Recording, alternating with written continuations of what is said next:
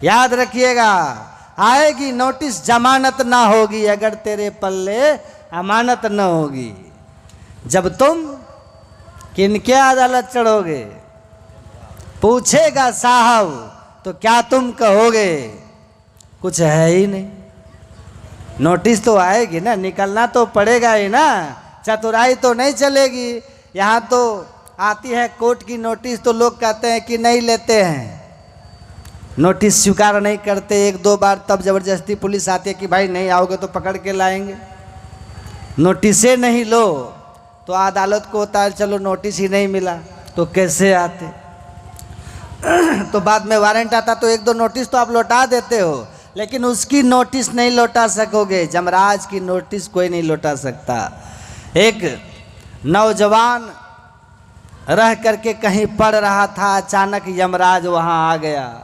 कहा कि आप कौन हैं? कहा हम यमराज हैं। कहा कि क्यों आए हैं? कहा यमराज क्यों आते हैं, ले जाने आते। कहा रे महाराज अभी तो हम जवानी पर चढ़े ही हैं, सपना ही जीवन का देख रहे हैं और आप आ गए सपना लूटने हमारा। कहा हम ऐसे ही आ जाते हैं भाई। कहा कुछ सूचना देते। कहा हम आ गए, बस टाइम तेरा हो गया, हम आ गए, आपको चलना होगा। कहा महाराज ये तो बड़ा अनर्थ है, आप आ गए। कहा हम ऐसे ही आते हैं, नहीं बालक नहीं यौवने नहीं वृद्धि कछु बंद, वह अवसर नहीं जानिए जब आए पड़े जमफन। हम तो यूं ही आ जाते हैं, ऐसे ही आ जाते हैं, बस आ गए भाई, आ गए हम तो, चलना होगा। कहा कि ठीक है, जब चलना ही है, आप आ ही गए हैं तो कहाँ है मेरा नाम जरा दिखाइएगा। तो लिस्ट निकाल के यमराज दिखाया, देखो एक नंबर में तू ही है, तुम ही से शुरू कर रहे, चलो। कहा महाराज कुछ मोहलत? का कोई मोहलत नहीं। कहा देखिए आप आए हैं मेरे घर तो कुछ खाना पीना कुछ अच्छा हो जाए, स्वागत सत्कार अतिथि सेवा तो कर लेने दीजिए, तब साथ चलेंगे। यमराज ने कहा रे आज तक सृष्टि जब से है तब से मैं उठा उठा करके ले जा रहा हूँ, कोई हमको नहीं कहा कि आप हमारे घर आए हैं तो थोड़ा स्वागत आपका कर लूँ। ये तो पहला आदमी है जो जमराज का भी स्वागत कर रहा है, चाय नाश्ता पूछ रहा है, मुझे चाय तो पी लो, आए हो मेरे घर तो। यमराज ने सोचा, कहा अच्छा ठीक है ठीक है ठीक है, चलो भाई एक बार हम भी स्वागत का आनंद लें, चाय पिलाओ। कहा बस महाराज सब कुछ है, तुरंत सामने की दुकान आपके नज़र के सामने है, मैं जाता हूँ और वहाँ से सामान लेकर के आता हूँ। यमराज ने कहा वैसे भी तू कहीं भाग नहीं पाओ, वैसे भी कहीं भाग नहीं पाओगे, जाओ लेके आओ। यमराज को बिठाया और वो लड़का गया। ये लड़का गया वहाँ से एक मेडिकल की दुकान से नींद की गोलियाँ लेकर के आया। यमराज को गर्मी का समय था, पंखा के नीचे बैठे हुए थे, चाय में ढेर सारा नींद की गोली मिला करके यमराज को पिला दिया। यमराज चाय पी करके सो गए, नींद आ गई। ये लड़का था बड़ा चतुर, लिस्ट लिया और व्हाइटनर होता है ना मिटाने वाला, ऊपर व्हाइटनर मार दिया और नीचे व्हाइटनर मार दिया और नीचे वाला नाम ऊपर लिख दिया, अपना नाम सबसे नीचे कर दिया। यमराज जगे, उठ करके ये लड़का कहता है कि महाराज जगे, बोले आह बड़ा आनंद आया पुत्र, तुमने चाय पिलाई, पंखा के नीचे हमको सोने का बिछावन दिया, सोने के लिए बिछावन की व्यवस्था की, मैं बड़ा खुश हूँ तुम्हारी सेवा से। लड़का कहता महाराज आप यमराज हैं, हमने आपका स्वागत किया, अब आपके लिस्ट में जो व्यवस्था है उस व्यवस्था के हिसाब से आप हमको ले चलिए, जिनको जिनको आज नंबर आ गया ले चलिए। यमराज जगे। यमराज ने कहा कि सुनो लिस्ट उस्ट का बात जो है, जो हुआ वो तो है ही, लेकिन अब हम विचार छोड़ दिए। कहा क्यों? तुमने हमारा बहुत स्वागत किया, आदर किया, तो हमारा भी तो कुछ कर्तव्य बनता है। भगवान परम प्रेम के प्याले पढ़कर प्रभु को नियम बदलते देखा। भगवान भक्त के प्रेम में पढ़ कर के नियम बदल देते हैं, तो हम भी तो यमराज भगवान के ही अनुचर हैं, तुमने मुझे प्रेम दिया है तो हमने भी कुछ नियम में बदलाव कर दिया है। बेटा अब हमने निश्चय किया है कि अब ऊपर से नहीं, लिस्ट में नीचे से उठाएंगे, नीचे से उठाएंगे। तो यमराज के आगे तो आपकी तेजी नहीं चलने वाली है। आप ऊपर नाम करो, नीचे नाम करो, यमराज कहीं से भी पकड़ लेंगे, वो पकड़ लेंगे। तो संत लोग यही कहते हैं, भगवान राम को कहना पड़ गया कि सुनो, हमारी बात आप सुनो, लेकिन करना वही जो तुमको सुहाए, क्योंकि हमको पता है कि तुमको जो अच्छा लगेगा तुम वही करोगे। तो ध्यान से सुन करके और समझ लो, अब विचार कर लेना। अगर मेरी बात अच्छी लगे तो अरे हारे में ही समझ बोध जो होई रहनी ता सम कर लीजिए। अगर मेरी बात सुन के समझ के आपको लगे कि अच्छी बातें सुनाई गई है, उससे हमारा हित होगा, तो आप अपने आचरण को, अपने रहनी को, व्यवहार को, अपने जीवन को उसके अनुसार कर लीजिएगा। और अगर लगे कि मेरी बात में कुछ अच्छाई नहीं थी तो आप उसको छोड़ दीजिएगा। तो भगवान राम कहते हैं क्या, याद रखो, बड़े भाग मानुष तन पावा, सुर दुर्लभ सब ग्रंथ ही गावा, साधन धाम मोक्ष करी द्वारा, पाइन जेहि परलोक सवारा। सो परत्र दुख पावई, सिर धुन धुनि पछताय, कालहि कर्म ही ईश्वर ही मिथ्या दोष लगा। भगवान राम ने अपनी प्रजाओं से कहा कि सुनो, बड़े भाग मानुष तन पावा, ये जो मानव शरीर आपको मिला है बड़े भाग से मिला है। सुर दुर्लभ, सुर मतलब देवता, दुर्लभ मतलब जो बड़ी कठिनाई से मिलता है। जो शरीर देवताओं को भी बड़ी कठिनाई से मिलता है उसको कहते हैं सुर दुर्लभ। ये मानव तन है जिसके लिए देवता भी हैं ललायित। तूने मानव तन ऐसा है पाया, ऐसा कोटि जन्म भटका जब खाया। करोड़ों जन्म के भटका खाने के बाद ये मानव तन मिला। भगवान राम कहते हैं याद रखना, बड़ा आराम से नहीं मिला है तुमको। आकर 4,84,00,000 जौन भ्रमत यह जीव अविनाशी, फिरत सदा माया कर प्रेरा, काल कर्म स्वभाव गुण घेरा। कबहु करी करुणा नर देई, देत इस बिनु हेत से नहीं। आपने मनुष्य शरीर पाया है, आप कौन है? पाया है शरीर, तो आप शरीर नहीं न हो गए। हमने ये गमछा पाया तो हम गमछा हैं।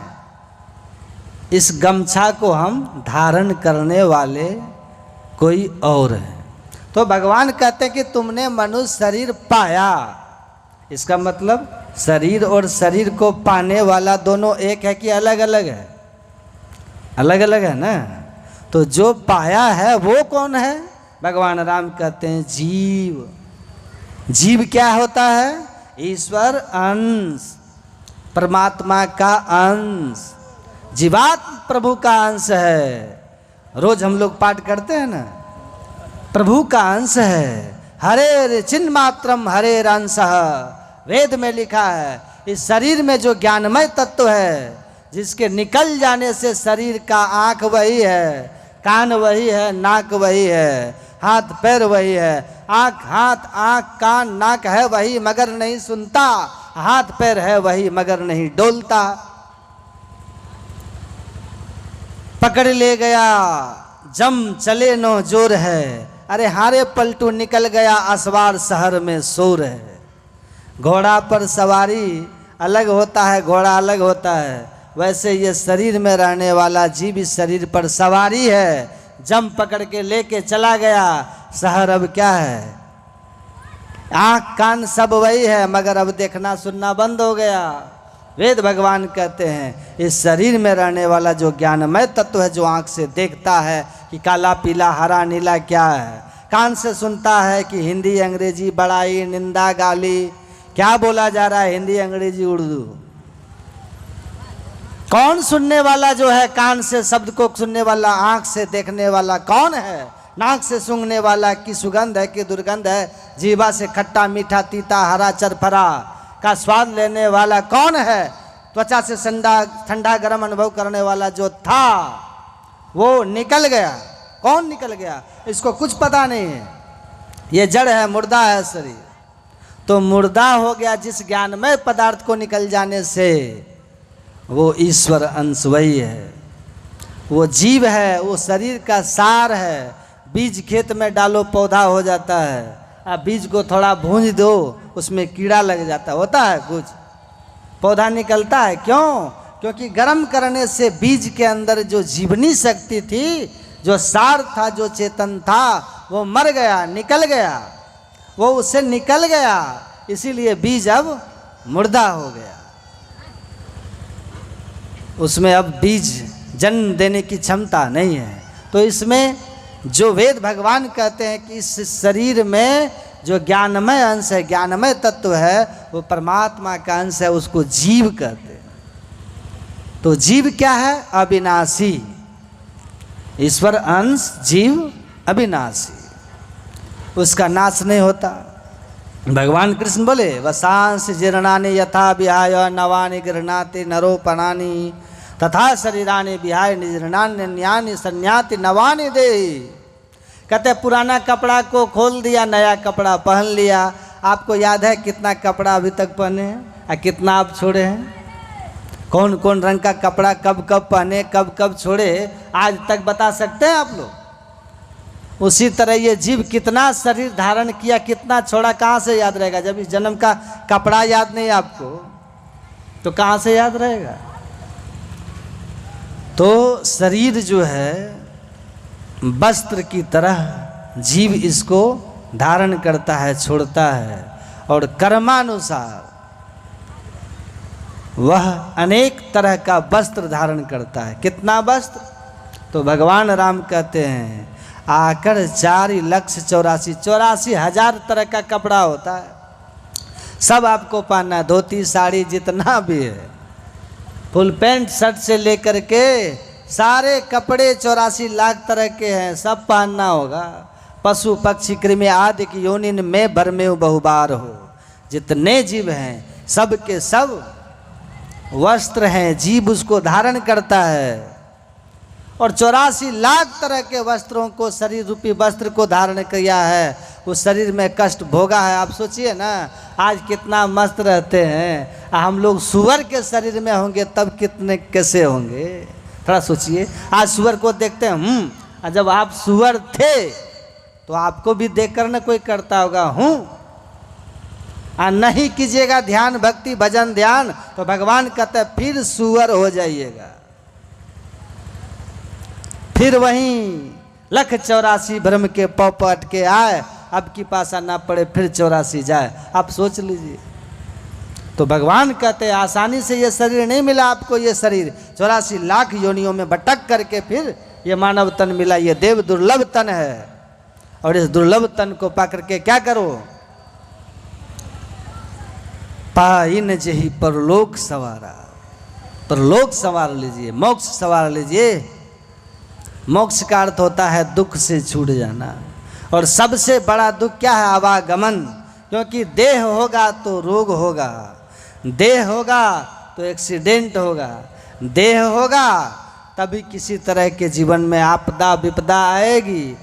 कोई हमको शरीर पर हमला करेगा तो हमको कष्ट होगा। तो दैहिक दैविक भौतिक जितने तरह के दुख है संसार में, वो सबके सबके देह के कारण होते हैं।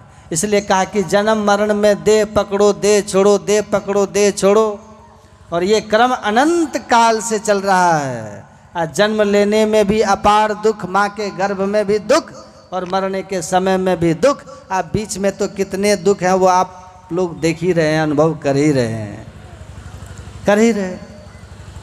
तो इन सब दुखों से छूटने के लिए आपको जन्म मरण के चक्र से मुक्त होना होगा। और इसके लिए परलोक सवारिए, मोक्ष के द्वार को ढूंढिए।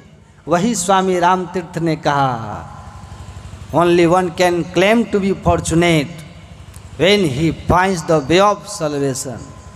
वो एक आदमी भले आदमी बन गया है, लेकिन वो आदमी दावा नहीं कर सकता है कि मैं देव दुर्लभ तन में हूँ।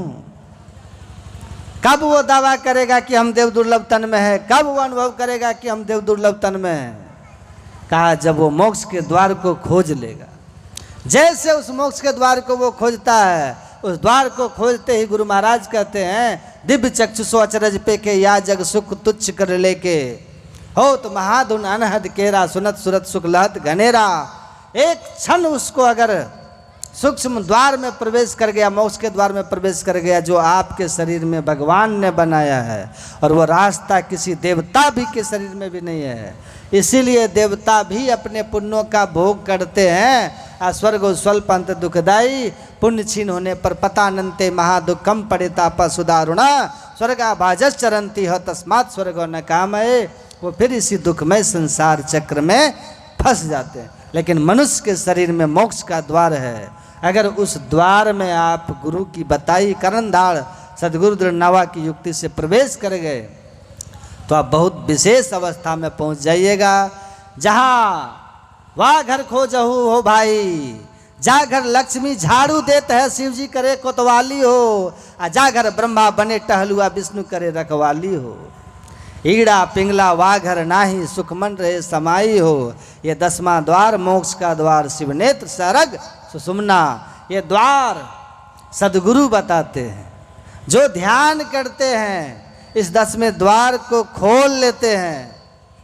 कहा वे ही बड़भागी होने का देवताओं से विशेष सामर्थ्यवान हो जाते हैं। और ऐसे लोगों का भाग का क्या कहना। गोस्वामी जी क्या लिखते हैं, संत के बारे में क्या कहते हैं, विश्व उपकार हित व्यग्रचित सर्वदा त्यक्त मदमन्य कृत पुण्य राशि, यत्र तिष्ठन्ति तत्रैव अज सर्वहरि सहित गच्छन्ति क्षीराब दिवासी। कहते हैं जो संसार के हित के लिए संत महात्मा रात दिन भगवत प्रचार करते हैं, कष्ट उठाते हैं, आत्मोन्नति के शिखर पर पहुंचे हुए सदाचार का जीवन जीते हैं, ऐसे संत परमात्मा स्वरूप होते हैं। इनके दर्शन करने के लिए तो ब्रह्मा विष्णु महेश अपनी अर्धांगिनी के साथ आते हैं ताकि उनका भी सौभाग्य संवर जाए। तो आप बड़े महिमावान हो जाइएगा।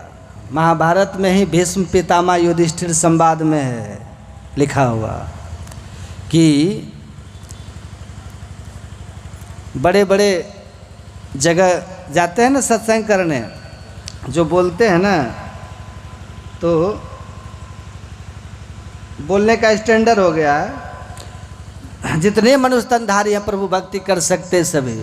यहाँ तो माता सबरी एक अक्षर भी पढ़ी लिखी नहीं थी, लेकिन भगवान राम वहाँ पधारे क्योंकि उनके हृदय में भगवत भक्ति थी।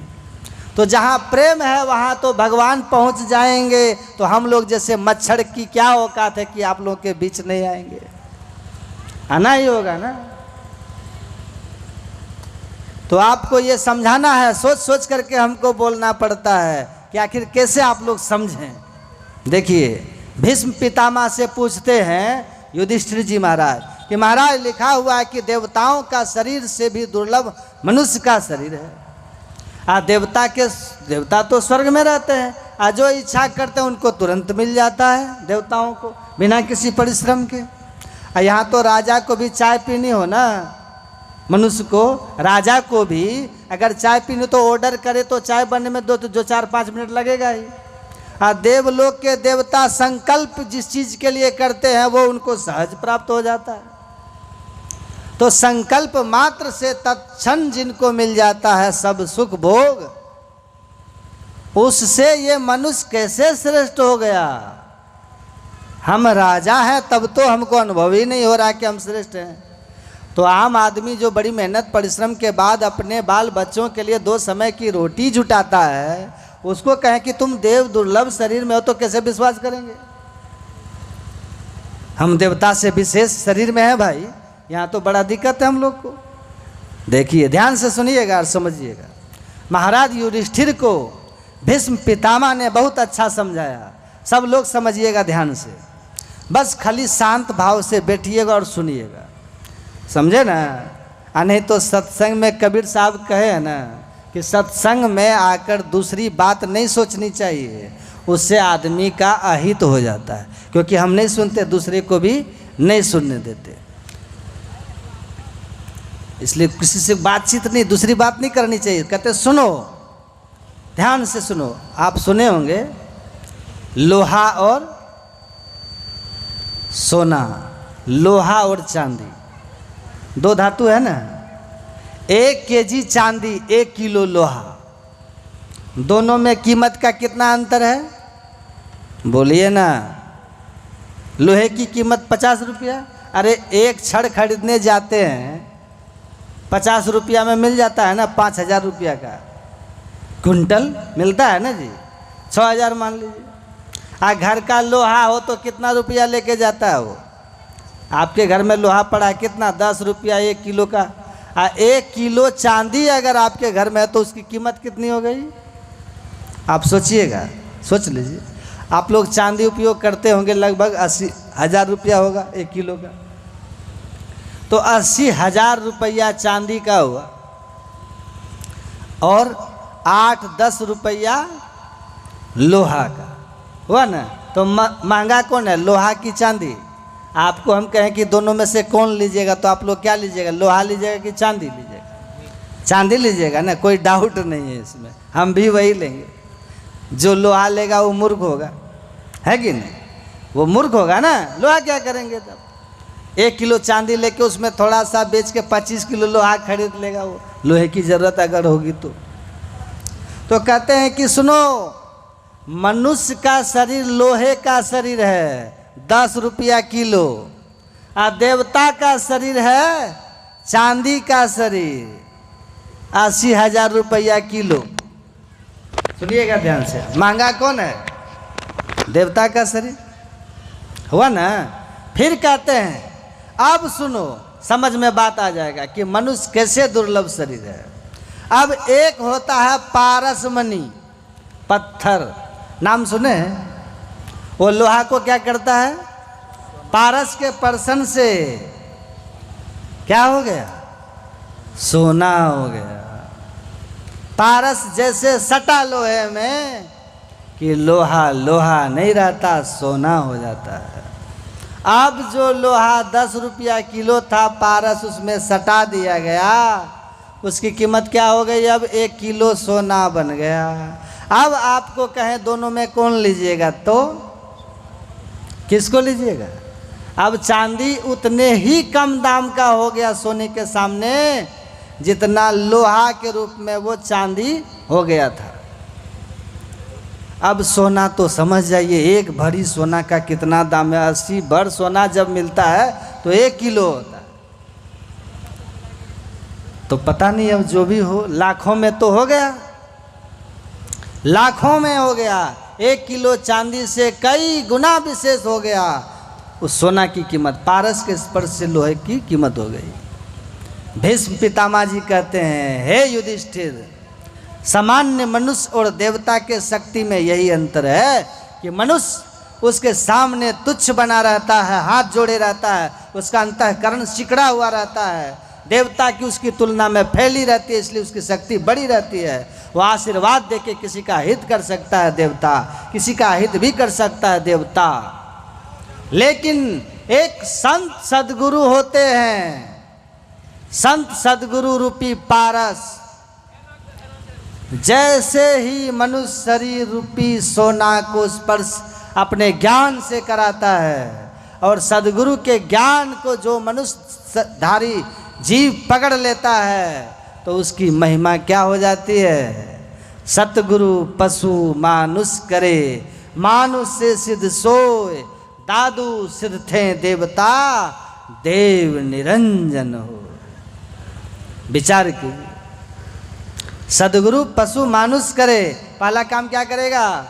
पशु का क्या काम होता है? भगवान कृष्ण ने कहा आहार, निद्रा, भय और मैथुन, सामान्य में तत् पशुभिर नराणाम। आहार मतलब खाना, निद्रा मतलब सोना, अब भय तो जानते ही हैं आप, भय तो सबको है ना। 2 गज दूरी, मास्क जरूरी, क्यों? कोरोना पकड़ेगा मर जाइएगा, मरने का डर था ना, तो स्वाभाविक है। मौत का भय सबको है, पशु पक्षी सबको है। आप डंडा उठाइए ना, पक्षी रुकेगी, खड़ा होगी, बैठेगी वहाँ, फरार। हाथ में रोटी लग रखिए सामने, ऊपर से ऐसे डंडा किए रहिए, कुत्ता को कहिए आओ, तो इधर आएगा? आएगा कुत्ता? डर है ना उसको भी। तो भय और संतान उत्पन्न, बाल बच्चा पशु को भी है, मनुष्य को भी है। सूरदास जी कहते हैं बक बकी और गिद्ध गिद्धनी, आयु जन्म लियो तैसे, उन्हों के घर सुत दारा है, यह भेद कहूँ कैसे। कैसे समझाऊं कि वो पशु पक्षियों के यहाँ भी बाल बच्चा होता है, वो भी उसका पालन पोषण करता है। तुम भी करते हो, खाते हो, सोते हो, डरते हो, बच्चों को जन्म देकर पालते हो। भगवान कृष्ण कहते हैं सामान्य में तत्, दोनों में समान, पशु और मनुष्य समान। इतने अगर जानते हो तो पशु के समान हो, मनुष्य शरीर में हो, लेकिन व्यवहार और ज्ञान की दृष्टि से, ज्ञानियों की दृष्टि में, भगवान की दृष्टि, कृष्ण और राम की दृष्टि में, ईश्वर की दृष्टि में, संत महापुरुष की दृष्टि में आप बस वो चौपाया है, आप दुपाया है। बस उनको सींग और पूछ है, आपको सींग और पूछ नहीं है, लेकिन है आप पशु ही। तो सदगुरु क्या करते हैं? सदगुरु पशु मानुष करे। सबसे पहली बात सदगुरु सिखाते